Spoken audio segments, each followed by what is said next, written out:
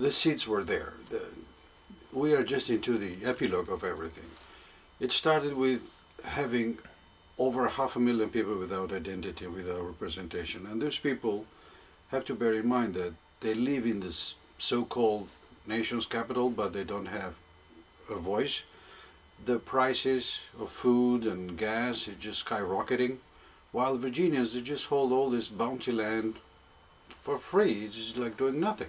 So basically, The Economist and the radio talk host started saying that if DC had the land, would be more viable for its existence.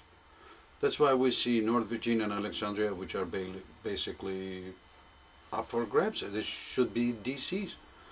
It's always a matter of moral high ground. As I said, the riot did not start yesterday. It's been building up year by year.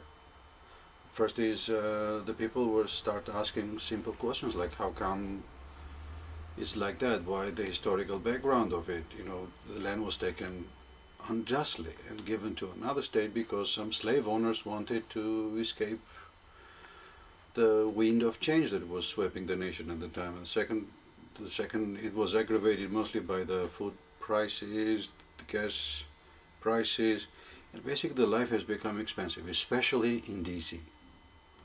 I mean, we have to understand it's not viable to plant tomatoes and potatoes in the balconies and in terraces.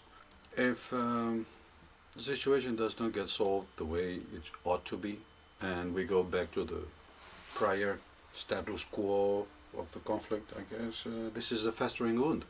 Next year, how do we know there's not going to be riots again? So, in order to have an eternal peace, the land should be under DC rule, and then the DC inhabitants can use it as arable land or like try to do whatever they want with it to become viable again like they were before. If we go back to the pre-conflict days, we're just postponing the final end basically. Nothing will change. Every 10 years we'll have the same cycle of violence.